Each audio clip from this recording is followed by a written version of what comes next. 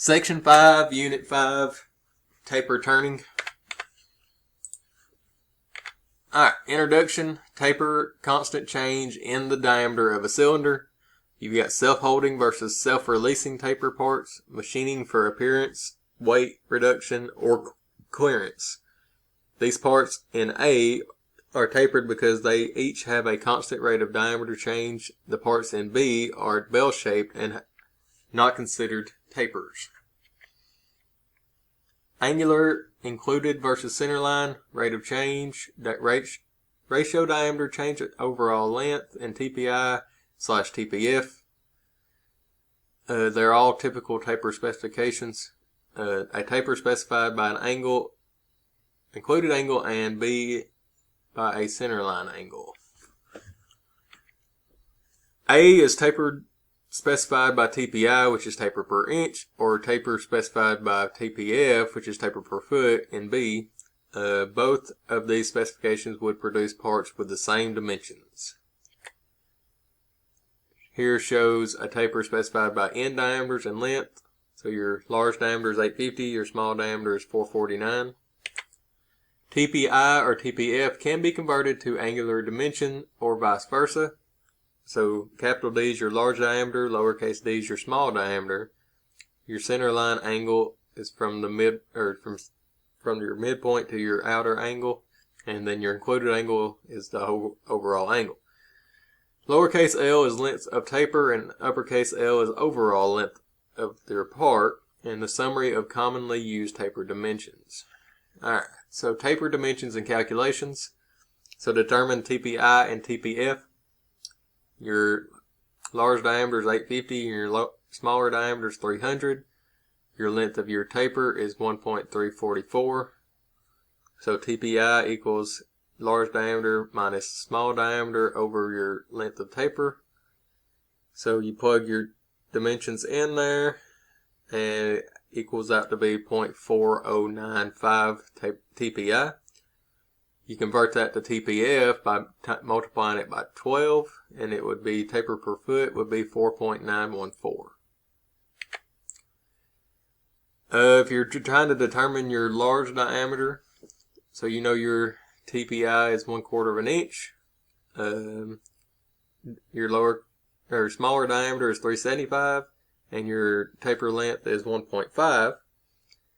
You plug all those dimensions in and solve it out, and D would equal 3/4 of an inch. Alright, determine your smaller diameter. Do the same thing, and it would equal 0.9574. And if you're determining your length of your taper, you just do the same thing, and it would equal 4.75 on this one. This chart gives the corresponding centerline and included angles for TPF values in 1/64 of increments. And this is a summary of frequently used tapered formulas. And there's a lot of them. Alright, taper turning methods. Tool bit method, compound rest method, taper attachment method, and offset tailstock method. Taper turning methods require information and their benefits and drawbacks. So if your taper turning method would be tool bit method, your required information is the centerline angle of the taper. Your benefits is quick setup time and any angle can be machined. Your drawbacks is taper length limited by tool size and custom ground form tool may be needed. So this is if you're grinding a tool bit to just do the taper. Alright, your compound rest method, the centerline angle of the taper is your required information. Your benefits is quick setup time, any angle can be machined, external and internal tapers can be produced, and your drawbacks is taper length limited by compound rest travel, hand feed only. So you can't power feed it. Alright, if your taper attachment method, your required information is TPF or angle. Some attachments have centerline angle graduations and some included angle graduations. Your benefit is longer tapers can be machined, external and internal tapers can be produced, and power feed can be used. The drawbacks is a longer setup time, taper limited to approximately 10 degrees center line of angle. Length is limited by taper attachment travel and taper attachment backlash. And then you got your offset tailstock method, which is your required information is TPI or TPF. Your benefits is very long tapers can be machined, only limited by distance between centers, and no backlash concerns. Your drawbacks is taper amount limited by tailstock offset adjustment distance and binding the lathe dog to provide binding of lathe dog in drive plate slot. It's a long setup time. Only external diameters can be machined, and use of bell type center drills and or ball centers recommended. The tool bit method for machining short tapers, like I said, you're just grinding that angle on your actual bit. You advance tool across the slide if print specifies diameter. Advance tool carriage if print specifies length. Methods for machining a taper compound or using a compound rest. So desired taper to be cut is this dotted line. Touch corner off of this corner, and compound rest feed direction is going to be in this direction. Set compound rest to desired angle. Move tool tip close to corner of OD and face. Move cross slide or carriage incrementally toward the part while feeding compound rest back and forth until tool touches corner of workpiece.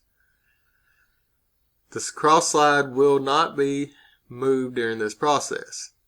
Z-axis 0 using micrometer stop, indicator, or digital readout.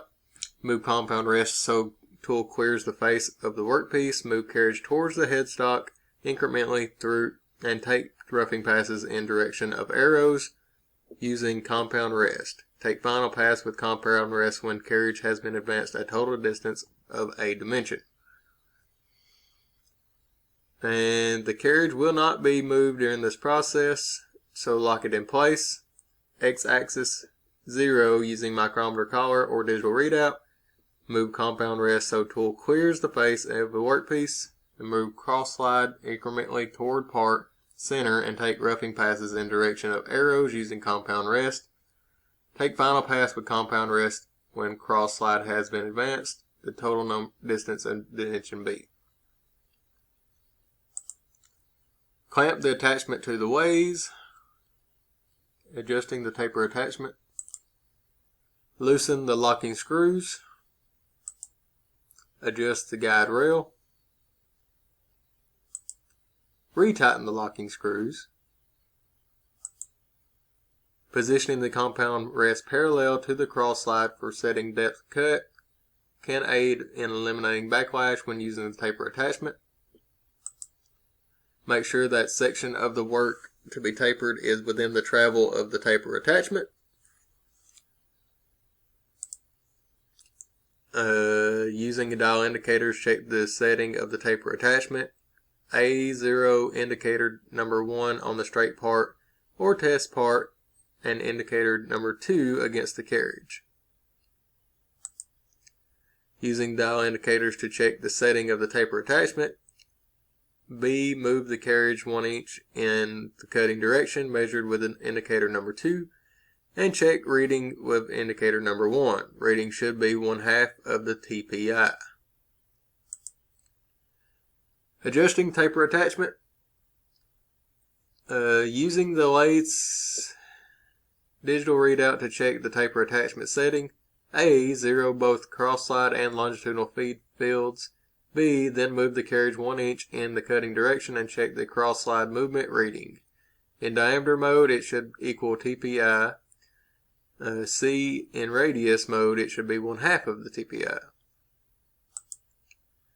Taking a cut with a taper attachment, remember to bring the carriage about 1 inch past the start point before taking the cut to eliminate backlash. One benefit of the backlash and taper attachment: when returning the carriage to the starting position, the tool will not be in contact with the work. The principle of the offset tailstock method for taper turning.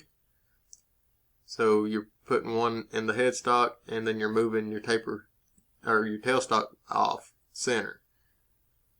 So that moves your part off center, so whenever you cut along your longitudinal feed, then it'll actually cut a taper. Adjusting the taper attachment. Variation in part lengths or even different depths of center drill holes can produce different tapers from the same tailstock offset amount because the tailstock location changes between parts.